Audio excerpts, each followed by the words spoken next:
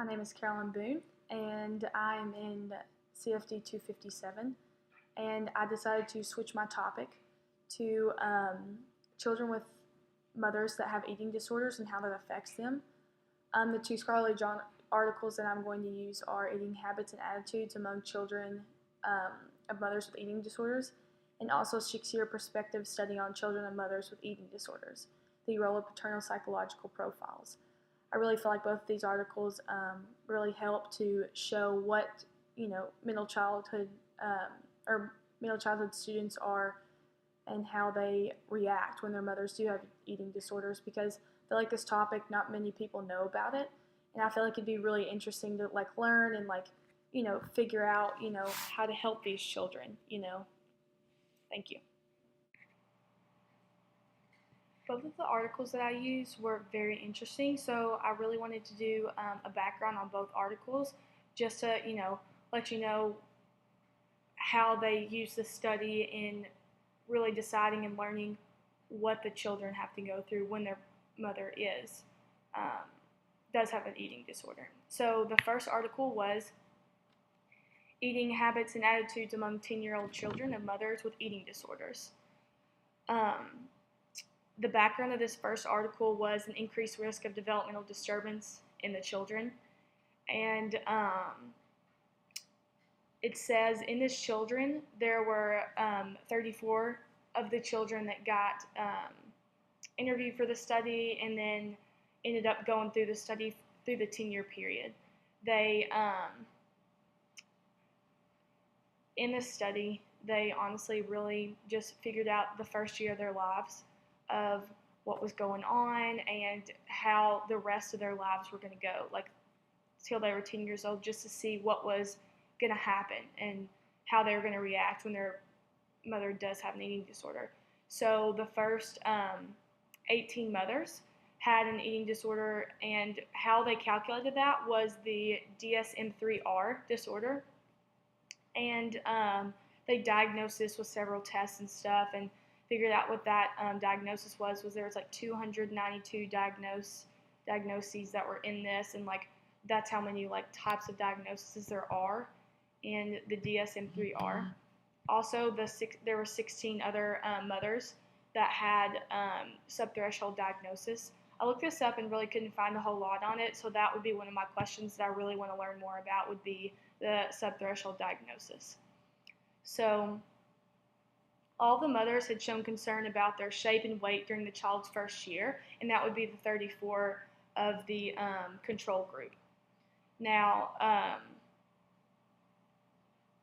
the other group, the control group,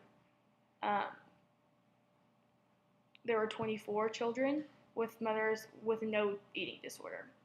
So they pretty much, really was healthy about everything and didn't care about their weight or size or anything like that. They really focused on their children and when they were born. So I really feel like that was probably the smart thing to do, but not everybody is like that. So families got contacted 6 weeks before their children turned 10 years old. And almost every single family decided to keep going with the research except one family. So, I mean, that's quite a bit of families, and their children, to see what was really going on. Now, the other article that I did that I wanted to tell you about the study was 6-year prospective study on children of mothers with eating disorders, the role of paternal psychological profiles. Now, this study was a 6-year study, so the other one was a 10-year, and this was 6, and they had 3 serial assessments. So the first assessment was administered face-to-face over a period of 1 year by a group of trained psychologists who visited families in their home. So then 3 years later, they did the exact same thing again, and then 3 years later, they did the exact same thing again. So they just kept doing it after 3 years. And there were 290 of the 7 families that were recruited from preschools, primary schools, outpatient clinics, and they were divided into subgroups. So the first subgroup was the families in which a mother suffered from an ED, which is an eating disorder, and that was a clinical group. And the non-clinical group was families that received no diagnosis whatsoever. So um, both of these really were very helpful. They had a few different facts, but a lot of them were the same. So what I really learned from this, that the several of the um, children did have a lot going on, when their mothers were diagnosed with an eating disorder when they were younger. So there's several interesting facts that I found through this and the book. And so through these articles and everything, these are the facts that I found.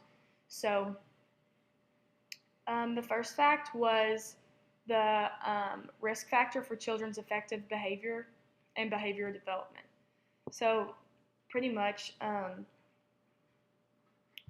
there was a lot of risk factors for the children for their emotional and social behavior and like affective behavior, which means that not only that they were affected mentally and emotionally, but also they honestly really worried about their weight. And because their parents were, or their mother was like that, it's really sad to say that the studies do show that food refusal behaviors and weight faltered in children and mothers with eating disorders.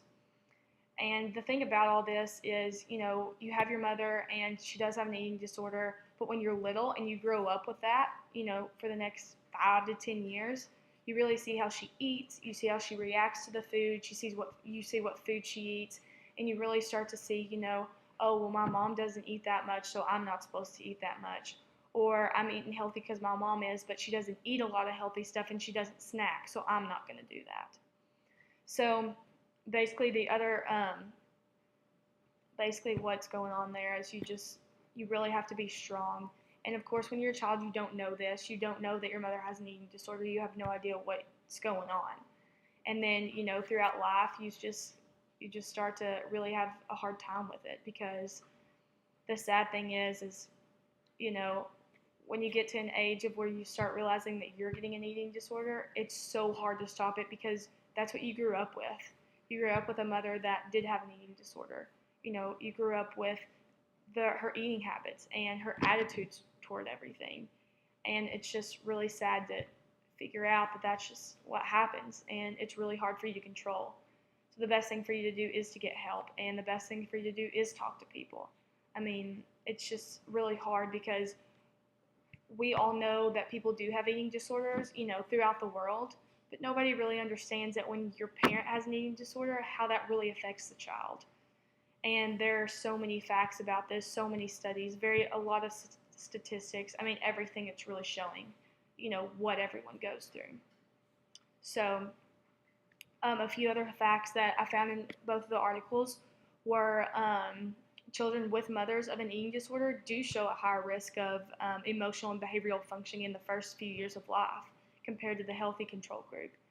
And the thing about that is, just what I was saying earlier, you really figure out, how to eat. You learn your habits. You learn your mom's habits. You start to mimic those habits because that's what you have learned and that's what you know.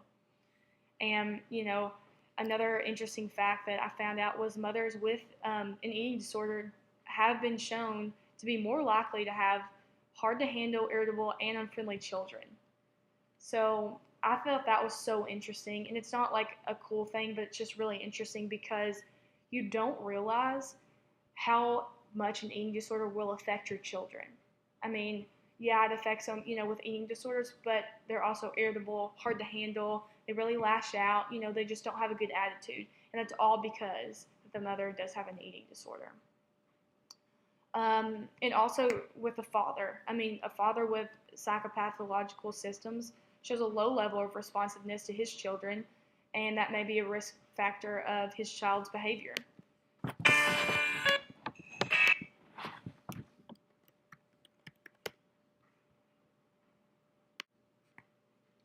But I did say that the children are withdrawn and very aggressive and everything.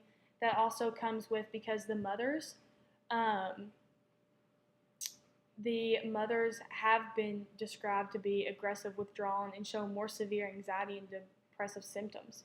So that also comes with, why the children act how they act. And I just think it's so interesting and just just to learn that this does go on and that nobody really knows about it. And I feel like we should, many people or, psychologists, psychiatrists, the doctors, any clinics that know that this is going on. I really feel like there should be, a type of support group or a type of group, at all to help with these children. Because a friend of mine I know, she actually had gone through kind of the same thing. Her mom didn't really have an eating disorder, but she did at the same time. I mean, she didn't say that she had one, and nobody really knew anything about it. But then when you realize how the child grew up and what she was, really learned and everything and took from that and how she started going towards an eating disorder, you really started to think about, the mother and how she responded, how she acted when the child was born until now. And what really happened was, the mother fed her child a lot of like healthy food and like really cooked every night, put food on the table, just everything, and really encouraged the child to finish her meals. Well, then the older she got, the older the child got, the more the mother, they all started working out more, and like the child started getting into sports a lot and just was really active. And then once high school kind of hit, the mother didn't eat as much, but because she was trying to lose weight, she just didn't. She worked out some. I mean, then that child started really realizing that, hey, like I don't need to eat that much either. Like my mom looks good, so why can I not look good? So she really started not eating very much. She really started really worrying about her weight and what she looked like. And that was really concerning because we don't realize like what's happening, and nobody knew. They knew she was kind of concerned about her weight, but it wasn't anything like terrible that you really needed to be really concerned about. And then a few years later, she just realized she had an eating disorder, and now it's very hard for her to handle because she doesn't really know what to do because that's all she's grown up on is really realizing and figuring out what was going on. I mean, when she was in middle school and when she was in middle childhood, in that category, then she was starting to realize not to eat very much and really watch her weight and watch what she looked like and watch how she worked out and everything like that and worked out more. I mean, she was 10 years old, 12. I mean, and it's just concerning how the children are affected that young in their life because of their mother's habits and eating disorders.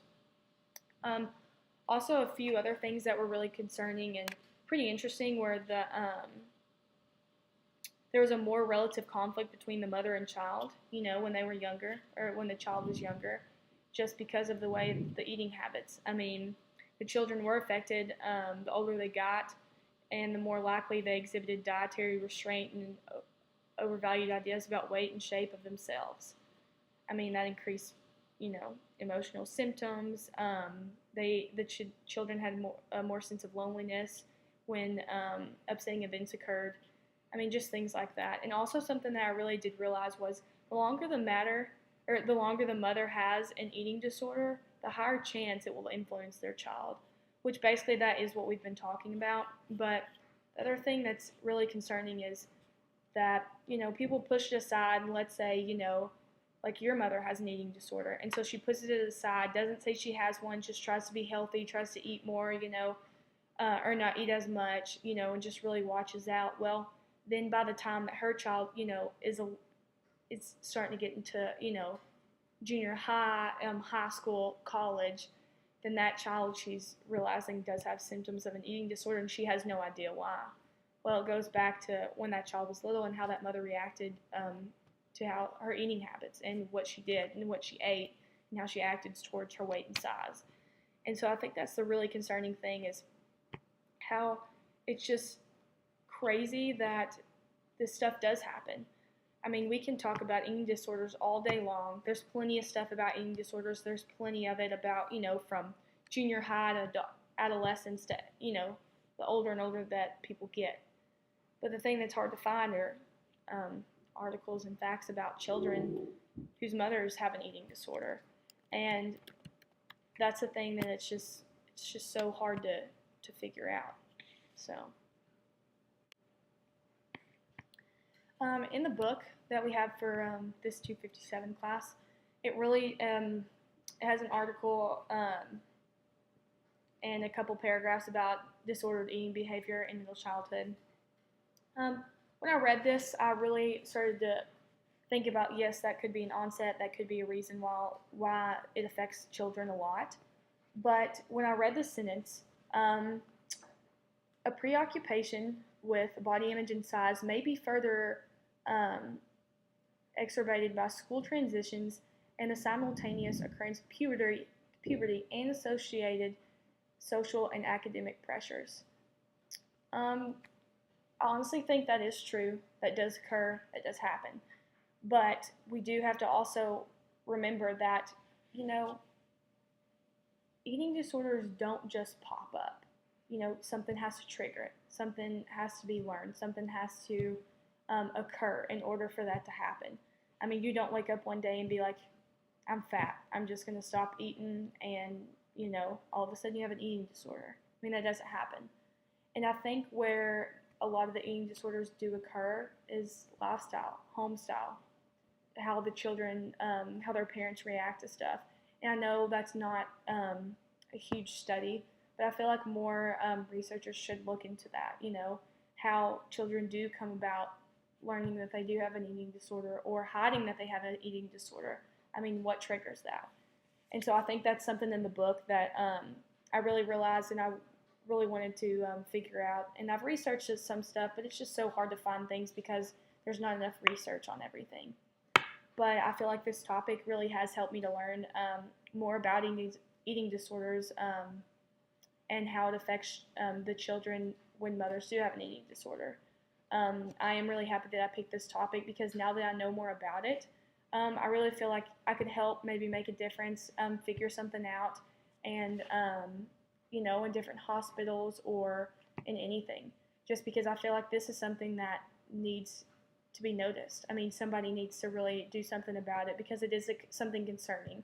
Because once you do start to have an eating disorder and then all of a sudden you just have it and you don't know what to do, you really feel like it's the end of the world, and that can lead to a lot more than just an eating disorder. So that's just the concerning thing about it, and I just really hope that maybe one day, me or someone else or somebody can make a difference maybe in just one person's life or, a lot. So I really appreciate the opportunity, and I really enjoyed the class and learned a lot from the class. So thank you so much for everything. Also, I know this is really random, but I feel like a visual aid that I'm going to use is my guitar, because I feel through music it really helps children, and I feel like that's just one thing that they can, listen certain songs, get things off their chest. Just, music is something that everybody can use.